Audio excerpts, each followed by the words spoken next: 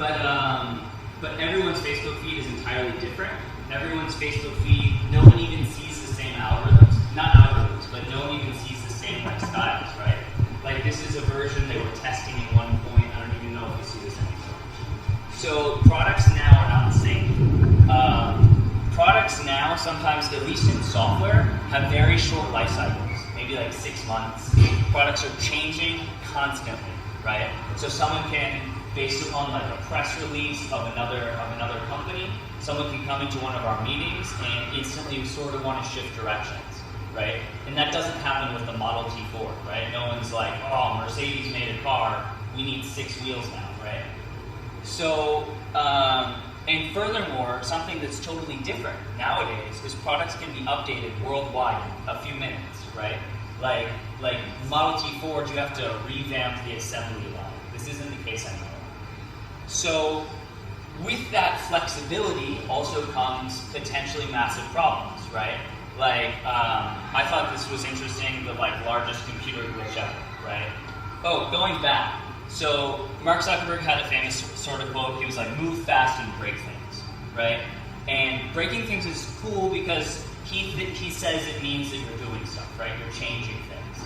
And so I like this poster that someone put up in Facebook that was move fast and break things, except for data and push. And it said, you can't read it, but it says and memcache, right? So if any of you guys are software engineers, like breaking memcache on Facebook would essentially mean that like no one could access the site whatsoever, right? So when he's talking about break things, it's tongue-in-cheek, you know, he's kind of like joking, right? Because if someone were to take down the whole website, I bet he'd be pretty pissed. Especially, he'd be super pissed if they lost $440 million, right? So the question is like, how do we deal with this change? Because we're building essentially a very similar product, right? It's software, it's people log in, people can create custom accounts, soon people will be receiving custom feeds. You know, we're going towards a similar system of bringing media to people. And so how do we, Lipitan 6, deal with, you know, constant changes and getting things out the door quickly? And so what I learned from Pivotal Labs is this thing called extreme programming.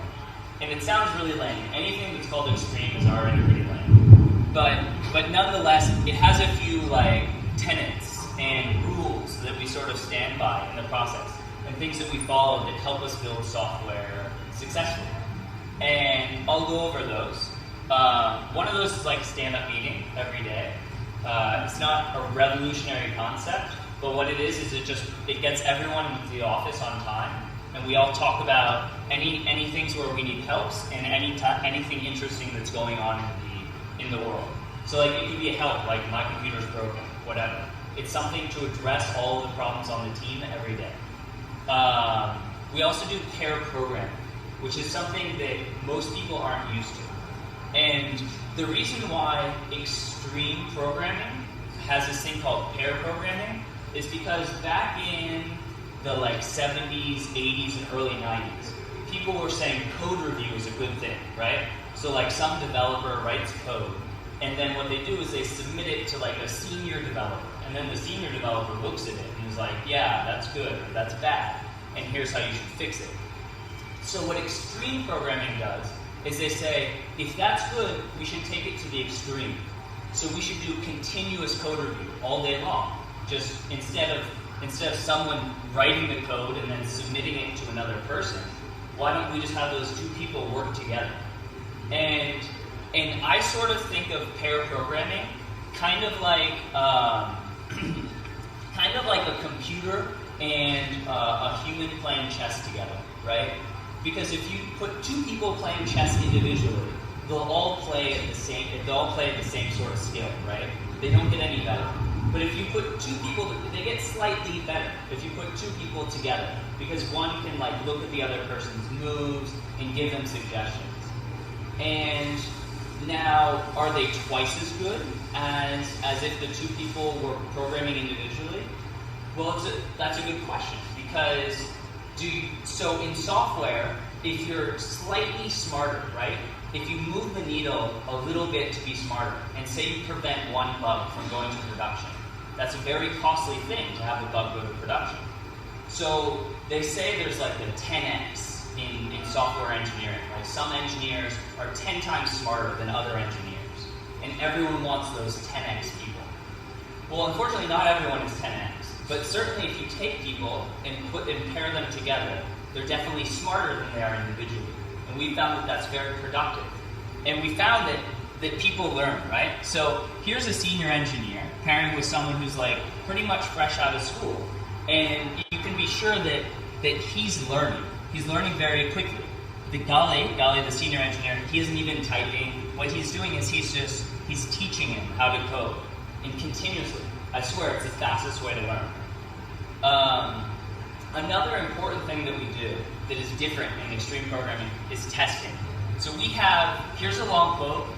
I don't think you need to really read it. It's basically just like, if you write tests, then what you're going to do is you're going to think about code more intelligently.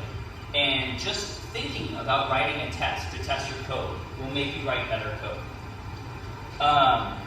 So for example, we have many different levels of tests. One of these is like very simple. It's like, and it should be readable to you. It says like, I want to go to the desktop version. I am on subdomain M. I am on page music. I wait for the page to load. Like, I see this thing. I click this thing. You know, this is just a test that pulls up a browser. It pulls up a page like this, which is just my local version.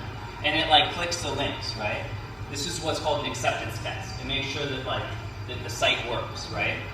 Then we have unit testing, which is like very fine-grained test that makes sure like if you have an algorithm, the algorithm's running properly, right? And when it fails, it goes red, right?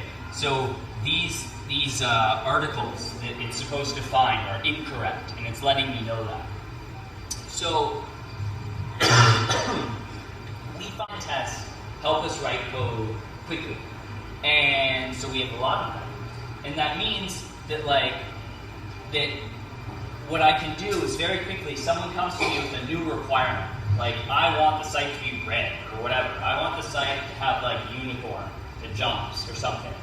I can write that code, and I can write that jumping unicorn across our site, whatever it is. And then I can run our whole test suite and make sure people can still use our website, right? Because at the end of the day, that's the most important thing. So, because we have 1,700 tests, like, running those takes some time. So we have this thing, which is just a big board, which it continuously runs our tests. This is called Boy CI, right? And so anytime anyone changes any code in the system and they push it, what it does is our test suite runs automatically. It takes about half an hour, and then it goes green or it goes red, and it says whether things are good. Furthermore, because we automate everything we do, if the test goes green, then instantly our infrastructure, what it does is it takes a brand new server and it builds our infrastructure from scratch and deploys all of that code automatically to a new server, right? So what we could do is we could take our website, throw it away, and build it from scratch in about 30 minutes. And for me, that's exciting because what that means is it allows us to experiment and to do radical changes more quickly. So for example, we tested something called Speedy recently, which is HTTP 2.0, right? It's a new version of HTTP. And that's something that we can do because we can destroy our entire website and build the infrastructure from scratch and then deploy that code in a very quick cycle. Another type of test we have, which you can't read at all because this is a weird projector, is a performance test. So anytime anyone changes code, that's automatically tested that the site's not slow. And lastly, something that not too many websites around here are doing is something called A/B testing. Has anyone heard of A/B testing before? Raise your hand if you've heard of A/B testing. No one. No one. Okay. So what A/B testing is, so first off, Facebook does this to you right now. Thousands of websites do this. And what they do is they show you two different versions of the same website. So this website, this is on Lipiton 6. One has this sidebar here. It has some navigation, whatever. It's not very attractive. And the other one doesn't have that sidebar, right? And so the question is, which one do people click more? Which website do people like more? Which website do people engage more? And so what we do is that can automatically be determined. So we have those metrics go to a server and then tell us which one people like. So we make a change, we give 2 versions, and then we let the audience tell us which one they like more, right? And so some websites do this a lot, some do them very little, but essentially changes such as design changes, such as feature changes, should not be like hypothetical. We should use science, right? We should actually measure and test what the people like. So that's another type of testing that we use. And sort of going back to the speedy example, the HTTP 2.0, is like if your entire site, if your entire product is tested, and you can change bits of it and know that it works, then that lets you try new things very quickly. And that's what makes me like sleep at night, right? Because if your site, imagine your site has no tests, right? And then you make a change over here, and like now people log in with email as opposed to username or something like that. Maybe some code over here required that. And then all of a sudden everyone on your website like cannot log in, it's all broken, right? And then you get calls at like 4 a.m. and it's a nightmare. And they call it death spiral sometimes. When then you're fixing bugs and you can't make new features because you're busy, because they introduce new bugs. And so we sort of cut that out by having tests that prevent regressions.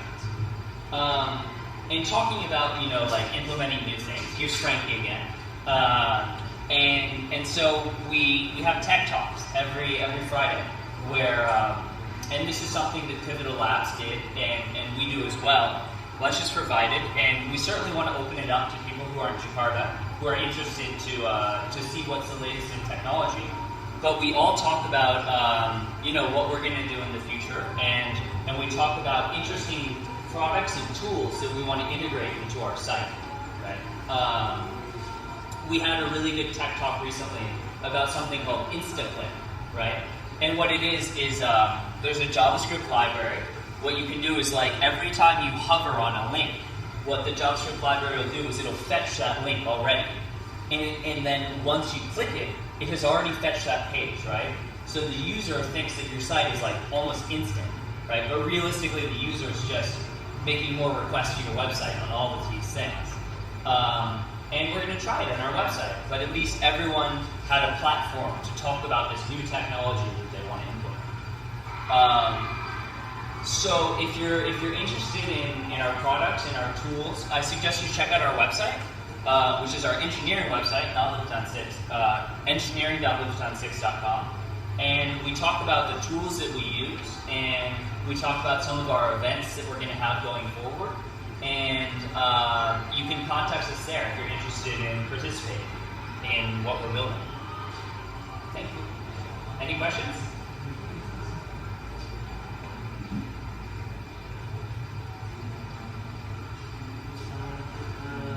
Yes.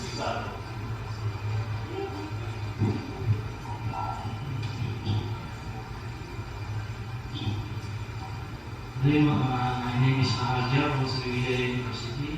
I'm curious about the A/B test, that the change of the 2 versions of the website. Is there very good for the time management for the changes of the 2 websites? Maybe today is the first one, and the next week is the version 2. And second, how much is the effect of the A/B test to the website or the next development of the website? Okay. Right. So typically with A/B testing, it's not one day is one version and then the next day is another version, right? Because then you have no control. For example, maybe one day is version A, if you were to do it day by day. Version A could be a day with slow news, and then version B could be a day where a celebrity dies or something like that. And then you would be confused. You'd think version B is very good, but realistically you're not comparing the same thing. So what we do with A/B testing is typically two users right now are going to the website, and one would see one and one would see the other. So it's not cached. It's all based upon like a random distribution of users going to the website at a certain period of time. And so that runs for the test. You can tell it when to end, but typically it runs until you get a statistically significant number of users, which is usually around 1,500 users. So since we get around 80 million page views a month, that's something that's almost like 1 million something plus a day. So we can get those 1,000 users very quickly, right? So running those tests, you only need about an hour, depending upon where it is on the site or something like that. And then you see which one causes more clicks on the page and has the desired outcome. What we found is there can be massive differences between the performance of things on a page. So for example, we have these asides. On the right-hand side of our website, we have all these boxes that have different algorithms to surface articles. And from the top ones of the best algorithms to the lowest ones of the worst algorithms, sometimes we would get between like 20% engagement to like 0% or like 1% engagement. So that massively influences if our next version of the site. So what we can do is we can say, so Terpopular actually is an example of one that did well. And we had some other ones that, like most commented articles, things like that, those didn't do well. So what we do is we take out the losers, and then we make the winners bigger. And then we make the winners more prominent, and then we cycle on the algorithms behind them. And so that definitely feeds back into what we're developing. We don't really bother too much on the commented, because right now it's crap. Any other questions? How many of you guys are studying computer science? 1, 2, 3, 4, 5, 6, 7.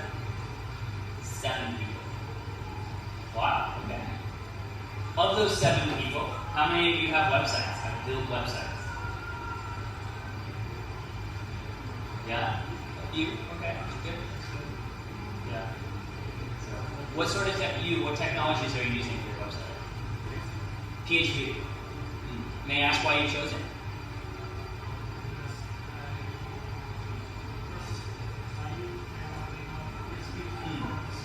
Yeah. Yeah. Facebook uses PHP. We're trying at Lip6, we're trying to move away from PHP. It seems like everyone I've met in Indonesia sort of started with PHP. And it seems to be what's taught in schools a lot. But I'm excited, and a lot of the engineers that we're working with are excited to move on to technologies like Ruby on Rails and Python. Right now we're using Ruby on Rails just for our engineering website. And our other websites, our new products, are moving on Ruby on Rails, which is a very productive environment for software development. Any other questions?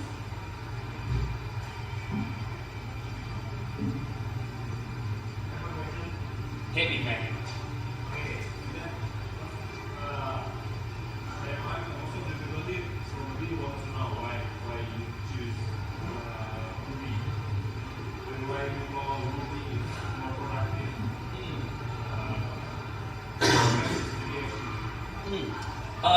Ruby on Rails is like a very expressive language. It's a very dynamic language. So something that aside from something that you need to build, like maybe you need 10 lines to do something in PHP where you can do it like an 8 in Ruby. That's not a big difference.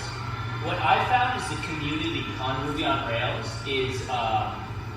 has standardized on a few packages that are very effective for what they do, right? So PHP is like very fragmented, and to be honest, the language has a lot of faults, right? The language is very inconsistent. In some cases it's camel case, in some cases it's snake case. It has some very odd patterns in the language. Where Ruby is a bit more of a beautiful language, to be honest, and because of that, some very intelligent people prefer to work in Ruby. And because of that, and I'm not saying like, oh, I'm intelligent, thus I prefer to work in Ruby.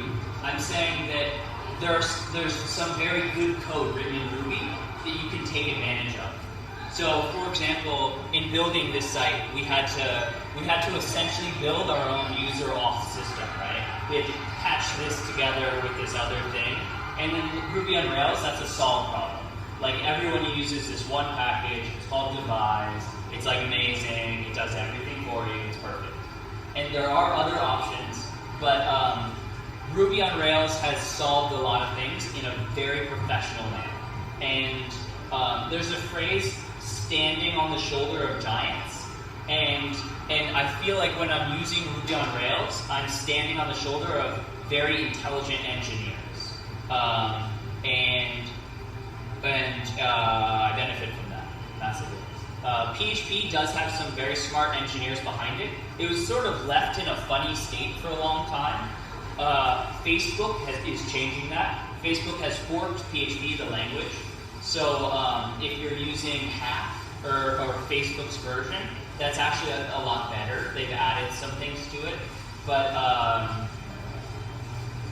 you're still working with a language that a while ago was pretty clunky.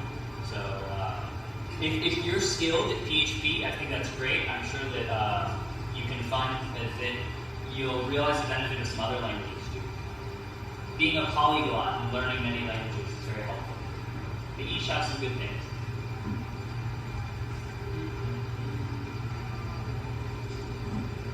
Question? Hit me. Which version you use for EngineerLip6 and how you choose the Okay, so right now Lip6 is still running on PHP. We're using Lip6 on PHP. The engineering.lip6, it's running probably on Ruby 2.0. Ruby recently went from like a while ago, 1.8, 1.9, 2.0. But the version of Ruby is all very similar. There aren't too many changes between them, just like some syntax and things like that. There are some differences if you're using something like JRuby, which is a Java version of Ruby. And I've used that before when I was working with a bank, because banks have very serious. So one of the things I said before was I worked at a bank that had a few $1 billion. They all have like very serious infrastructure, and you have to use their deployments and things like that. But I like Ruby, and they wanted me to use Java. So fortunately, there's JRuby, and I could deploy my Ruby on Rails code to their infrastructure. But since we control our own infrastructure, and as I told you, we can build it and throw it away very quickly, we're using just regular MRI Ruby 2.0 or something, and it's great.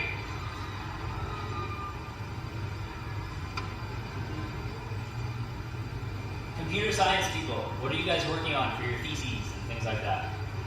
What are you guys studying? I hear ITB is supposed to be a great school. What are people studying? What are you studying, sir, over there? Everything that? What? Say again? Okay.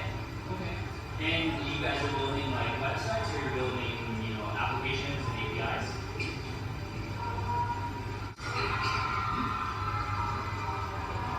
Java. Okay. Right. All technologies, all good. Yeah, so I think that's it for me. If you have any more questions, by all means. I'll be around here. We can chit chat after. We have openings. We're hiring. We're hiring all sorts of levels, mainly smart people. I wouldn't say you need experience in web development particularly, but you just need to be smart. Because we found that we don't hire for people who know a particular language, because if you hire smart people, you can teach them that language, and they'll pick it up pretty well. Thanks.